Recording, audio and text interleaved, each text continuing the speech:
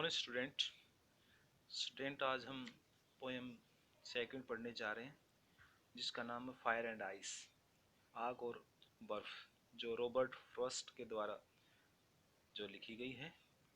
इसमें Robert Frost ने बेटा संसार के बारे में बताया कि संसार का अंत कैसे होगा। तो इस कविता में बताया है कि रॉबर्ट फ्रॉस्ट कहते हैं, कुछ लोग कहते हैं कि संसार का अंत आग में जलने से होगा। यह एक विश्वास है जो हमें बाइबल से प्राप्त होता है। बाइबल में आग के द्वारा संसार के अंत का वर्णन किया गया है। इसके विपरीत कुछ लोगों का विश्वास है कि संसार का अंत बर्फ में जमने से होगा।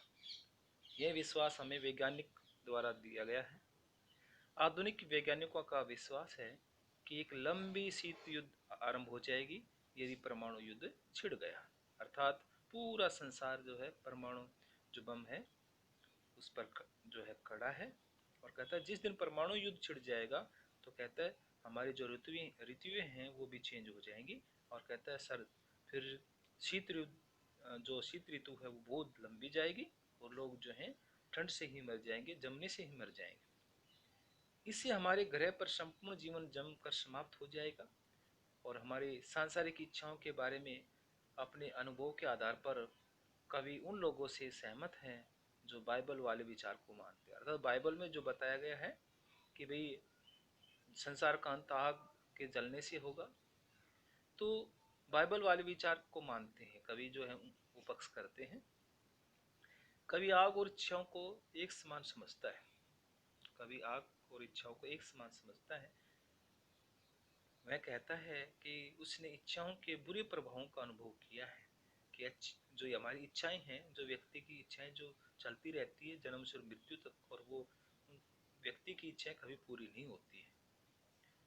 इच्छाओं का वही प्रभाव होता है जो आग का होता है। जैसे इच्छाएं हमारी बहुत ज़्यादा होती हैं, ऐसे आग का रूप भी बहुत ज़्यादा विस्तृत होता है। इस संसार में बुराई तथा हिंसा को जन्म देती हैं। जो इच्छाएं हैं वो संसार बुराई और हिंसा को जन्म देती हैं, क्योंकि इच्छाएं जो है बुराई, जब व्यक्ति की इच्छाएं पूरी नहीं होती तो बुराई की ओर वो जाता है, वो हिंसक भी हो जाता है। इच्छा रूपी आग संसार का पूर्ण रूप से विनाश कर सकती है। फिर कवि कहता है कि घृणा विनाश का एक अन्य कारण बन सकती है। क्या कहते हैं?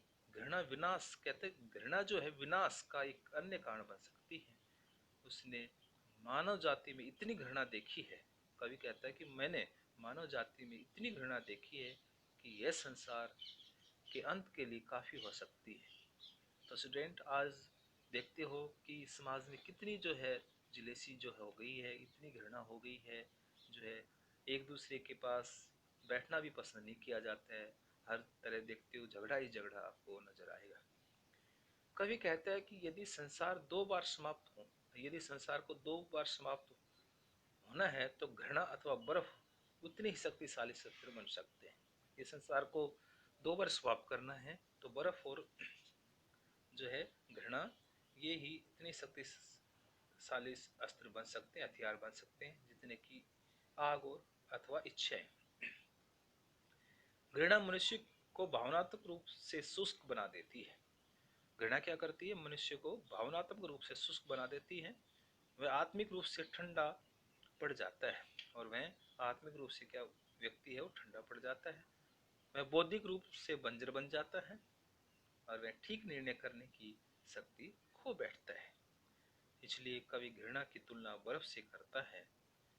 इन दोनों में ही जमा देने वाला प्रभाव है। इसलिए कवि घृणा की तुलना बर्फ से करता है, और इन दोनों में ही जमा देने वाला प्रभाव होता है। कहते हैं पहली अथवा बर्फ मनुष्य को शारीरिक रूप से मार देती है, तथा दूसरा जो अर्थात घृणा आत्मिक रूप से मार देता है।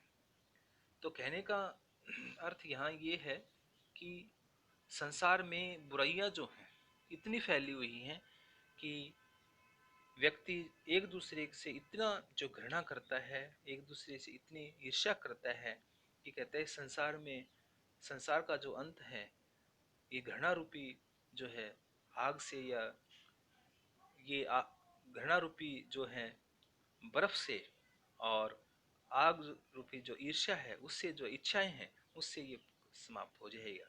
क्योंकि पूरा संसार हथियारों की होड़ जो है उसमें लगी हुई है, और इतने भयंकर जो हथियार संसार में बने हुए हैं कि पूरा संसार कहते दो बार जो ईर्ष्या और घृणा के द्वारा मिटाया जा सकता है। तो स्टूडेंट, आज हमने fire and ice Robert Frost के द्वारा जो रचित है उसको हमने, जो बैकग्राउंड ऑफ स्टोरी है उसको हमने आपको डिटेल से बताया। कल इस पोएम के बारे में हम आपको पूरी डिटेल से जो है एक एक जो स्टैंजा है वो पढ़कर आपको बताएंगे। तो मैं आशा करता हूँ ध्यानपूर्वक इसको सुनेंगे। Thank you.